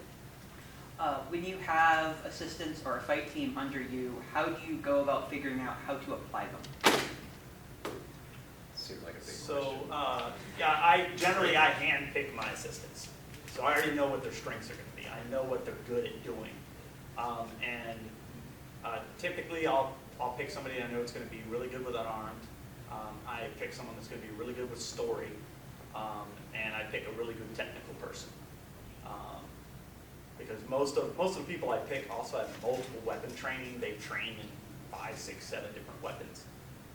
But unarmed seems to be the one that I will also change that to whatever show I'm working on, whatever I know we need the most of, because I've watched the years pass and went, we need more of this, I'm going to put that person on my fight team. And I just happen to say unarmed because I've watched the hog count chessboards and said unarmed needs to be cleaned up, we need that to be stronger.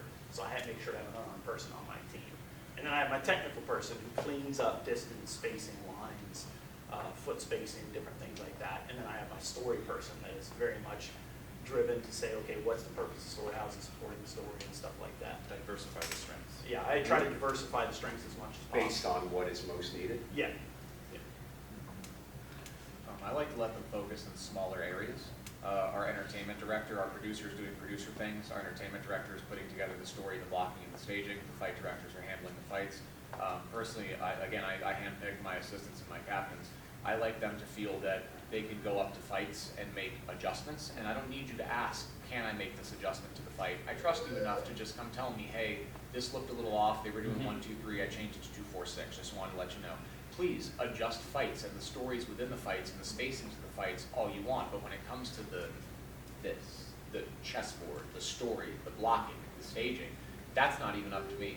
That's up to the person above me and how they want to tell that story. So I request that you're more than welcome to adjust combatants on individual levels, partners as on a fighter level. but please leave the staging and blocking to other people, and those other people oftentimes don't even include me. So I just like to let them know how far up they can go so that they can focus within that parameter. I'm not sure what this says about me, but one thing I like, because I do like to try to know the strengths, because I also like to pick my own team. And I do know the strengths, but I also know the weaknesses. And sometimes I make decisions on who to pick based on, they have this good strength, they also have this weakness, but that weakness is something maybe we could work on. It's a teaching opportunity as well, because I'm a fight director, they are assistant fight directors. One day, they will be fight directors. And I want to make sure that as the person above them, that I'm helping them be better at what they do for when they go off on You're the road. nurturing them. Nurturing, yeah. It's train the next generation kind of thing. So that's what I try to do. Is so sometimes I'll put them, like, I know this is your strength, so I need you to work on that because they need help. I know they need help, but they need some, and I know this isn't your forte, this would be a good time for you to work on that. Here's some suggestions and ideas, and go. So it's knowing strengths and weaknesses, diversifying those strengths and weaknesses, and trusting the team you pick. Okay. Any other questions? What are maybe some leadership techniques, if you have them, if you implement them, for bringing up the bottom, the worst fighters, and not just the people who are like maybe brand new, but the veterans who have been there and no longer care? Like, how do you motivate those to actually bring up the fight to a better average? I will say, you triggered me. I will say, you have somebody who's, I've said it multiple times, my thing is ego. My thing from the very first question to now is ego. So you have a prima donna. You have somebody who has a ton of experience and they just don't care. They're not going to be on my cast. I'm going to take weeds out so that flowers can grow. And that, as I am a director, I am a shepherd of these people. They depend on me, and then the director of the show depends on me as well. If I have a prima donna, that's toxic. And boy howdy, I am not going to speak from personal experience. It's too soon. But let's say that you do have somebody toxic on your cast. It's not that I'm firing them, but if they audition next year, thank you. Yeah. The end. Remove toxicity from your cast. Pull weeds so flowers can grow. Those flowers deserve it. The people that care, they deserve a shot. The people that don't care, maybe they deserve a year off.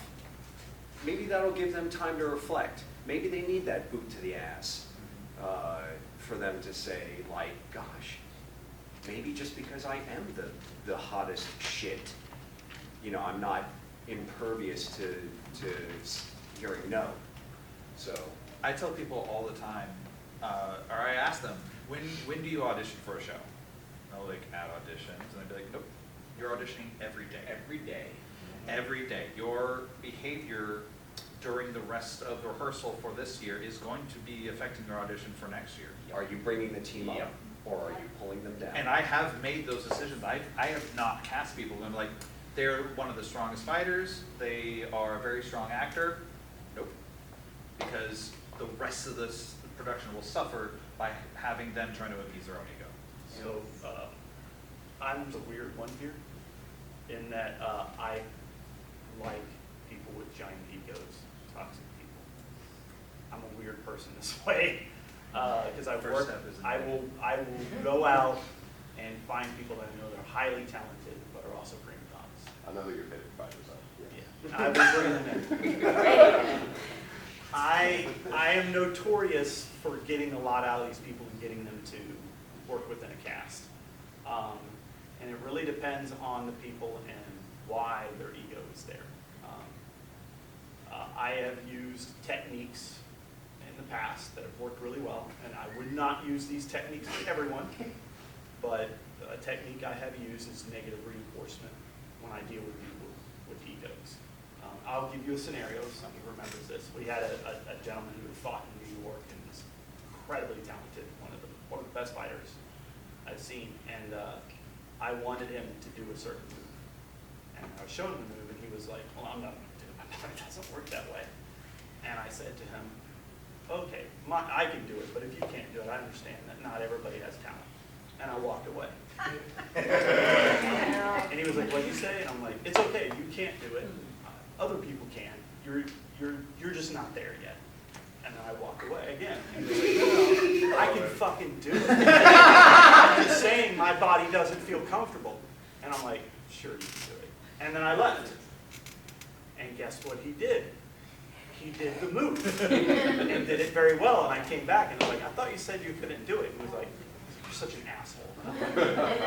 See, so that's fine, but my concern to your question, and it's only part of the question, I realize we haven't even touched on the other part. My concern is that person with the ego, and that's completely valid, but my person with the ego would be toxic.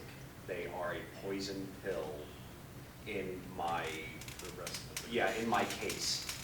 There's a poison pill, there's,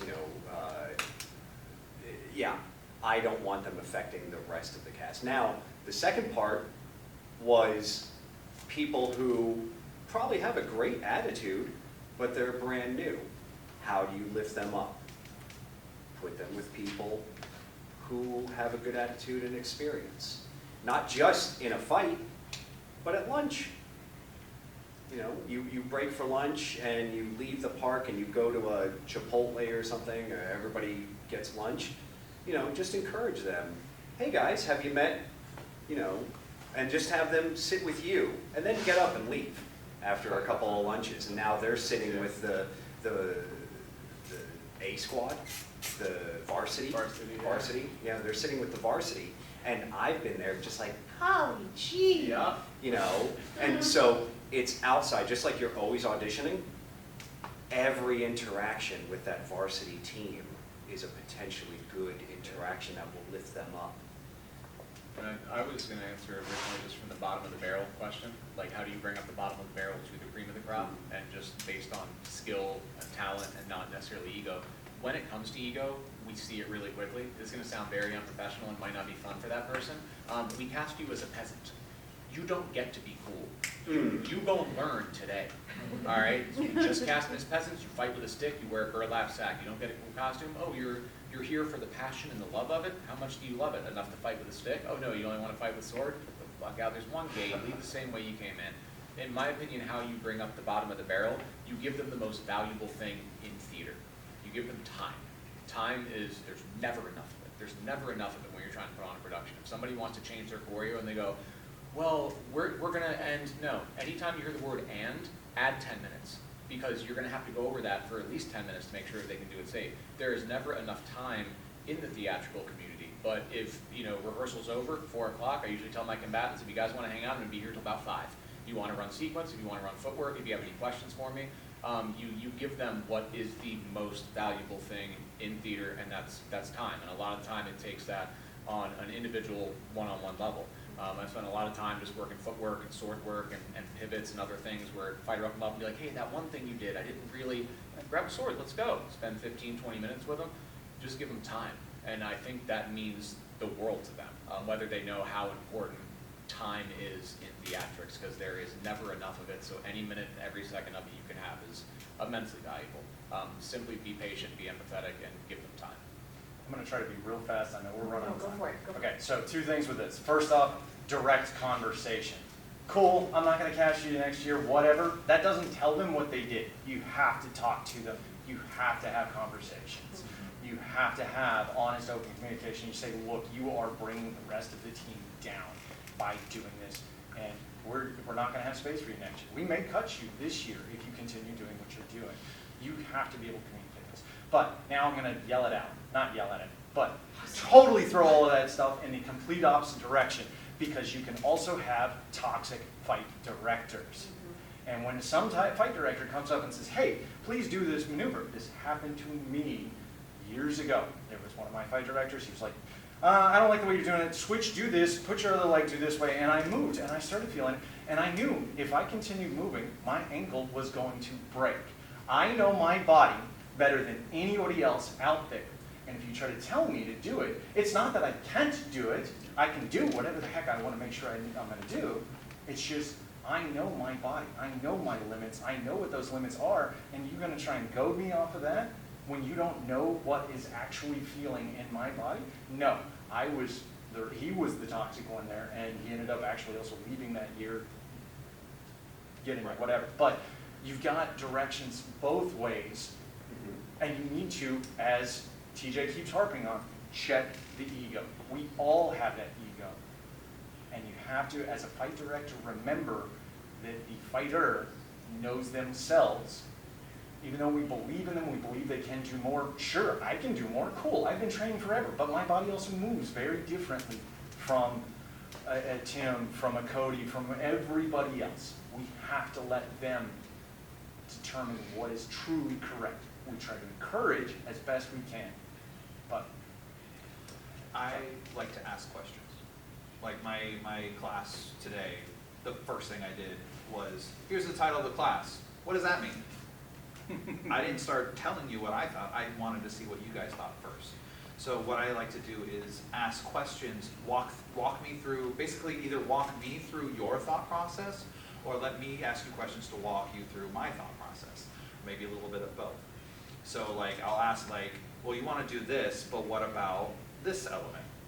Oh, well, in that case, I could do this or whatever. Okay, sure, but that's you've already changed the move a little bit. Have you thought about this? Nope. And sometimes they get me on that. I really want you to do this. And they're like, well, what about X? And I was like, well, shit. So it works both ways, but sometimes there is that. Sometimes it's like, I'm the director, I'm trying to get you to do the vision. And then sometimes it's, have you considered that I have a bad ankle? Nope, that's a good point. So like there's pros and cons, but if you work through it, it becomes us against the problem, not me against you. And a lot of times, if I can ask them questions to get them to answer and reach the destination I was going for on their own, they put in the work and thought through the process and got there, and it sticks a lot more than just because I said so. I think you and I are thinking of like two different types of people, because again, I don't know if I was clear. I wanted to ask if you felt that we sufficiently. Yes, I feel like you definitely portrayed like what I most was thinking of. What I portrayed is for a specific type of performer. This is a performer who has done shows for a decade or more or whatever, and they think they are hot shit. Is different than somebody saying, I can't do that. I don't feel comfortable doing that. That's, yes, Yeah. 100% different. And then, which is different than like, hey, that's cool. Why don't you? You know, and having them do the homework in their brain so that they come to where you are on their own. It's different types of people. Yeah. Yeah, And versus I'm my specifically scenario was a talking- very toxic person that nobody wanted to work with and told everybody constantly, I'm better than you. Right. Yeah, and the person in my scenario is more, I've tried and tried and tried, and I just can't get there, maybe this isn't for me, give them your time. But I like what AJ saying, you know, it's good for any leadership, management, or directorial thing, because other than it giving your combatants or your employees a chance to sit there and simmer a little bit and try to independently solve their own problems by asking questions, when you lead with a question, it shows as a director that you're more willing to listen than you are to speak. And I think that's important. One phrase I said, be curious. Be curious, all that, same thing. You've got 2 ears and 1 mouth. You should always do twice as much listening as you do talking. Unless you're on a panel. Didn't want you to go. Any other questions? Yes. So TJ brought this up, but it's a question for all of you. As directors, what would you do to kind of encourage or guide your fighters to hype up the fight, sell the whole show, whether it's a chess match or what have you, before the actual match is happening? Like throughout the lanes, throughout just like on the sidelines right before the fight, what advice would you give us to be able to kind of promote ourselves? So I'm a big fan of, you go to a stage show, you get in there at 6:30, curtains at 7, doors close, no more admittance. You're in your seat, you're You're watching it the whole time, you leave. Same thing with the movie. We don't have that grace. We tell our story over an 8-hour period, sometimes over a 40-acre stage, and not everybody was there for curtain call. So when people get to the gate and they don't know the story, you need to give them the background of why the Vikings are at the gate of Paris. And then when the first match comes around, you need to give those people the background of what happened at the gate. Maybe they weren't there. And then for that second match, it's got to be a lot quicker because now you're trying to catch up the backstory, the gate, and what they missed at the first match. But you never know when any of your audience has walked in or sat down or where they are in the story. It's almost like they come in and they open a book midway.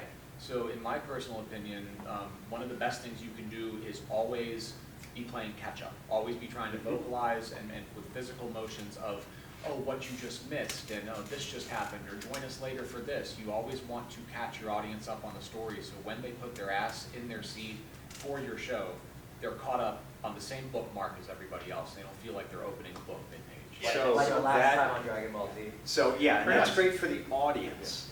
That's great for the audience. What I, as a director, would do with my cast is from day one, when I'm leading with open, honest, compassionate communication, setting boundaries, things like that, all in there. All right, gang, this is the story. From day one, I'm going to get my cast all on the same page as this is the story. The British is coming. Is? We'll edit that out. The British are coming. The British are coming. This is the story this year. And you are going to defend your home in Virginia. You're going to defend your home. You're going to defend your children in Virginia from the British. So and every rehearsal, I'm going to reinforce that so that on day one of the show, whatever character you're playing, whether it be some sort of noble character or some sort of burlap sack stick character, somebody walks in and like, good morning, did you know the British are coming? I want you in on the story. I want to encourage my cast to be in on the story. You are a participant. You are the lifeblood pumping through. Each one of you is a red blood cell pumping through the organism that is this fair.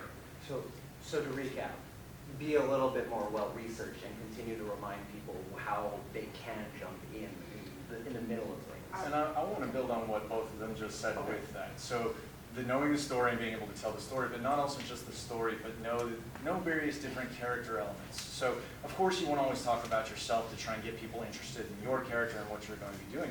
But maybe your opponent, your partner, really your fight, I always say partner rather than opponent because you are working together to build a thing. But if you're talking about your partner, oh, there's that scoundrel assassin over there I'm about to be fighting later today, call them out. Or even people that you're not fighting against. You're like, ooh, there's Romeo. He's out here having a fight in the honor for the honor of. So you can build up character elements of that to try and get their interest in little smaller parts of the story, not necessarily every bit of it.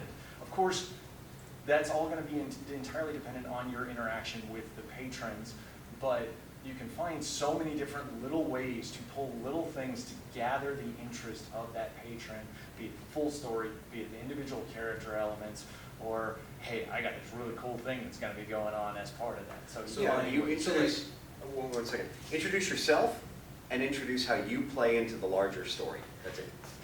So what you're saying is like, give little crumbs of the story, but if all 32 people are giving crumbs, then they're getting a meal. My big thing though, I agree with all of this, with the caveat of make sure it's your job. I'm the fight director.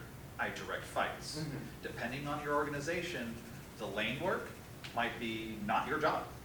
And so if I'm saying, hey, go out in the lanes and start talking about this, do this as your character, do that as your character, and the director's like, what the fuck am I doing? I had other plans. Mm-hmm. So make sure it's your, like, you at least have part of that responsibility of having them do character work and not fight stuff, or at least have the permission from the creative director or artistic director. As long as you have that, then all these things I would do, and I have a lot of other ideas and strong feelings too, but the important part is you are part of a team, Yeah. and sometimes it's just not your job, it's not your place, and you're stepping out of place. So, Locked and loaded. all right, so when does all the information in the chessboard happen?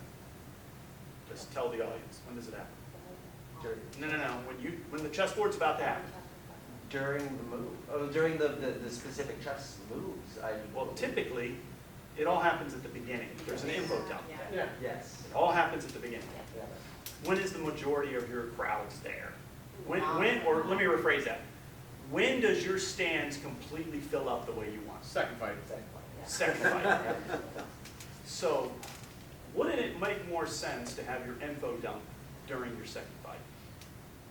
Now everyone in your crowd knows what's happening. Because what generally happens, I see this every time I go to shows, and I sit in a crowd and I hear it from all the crowd and I ask them questions. Hey, you know what's going on? I have no fucking clue. No idea.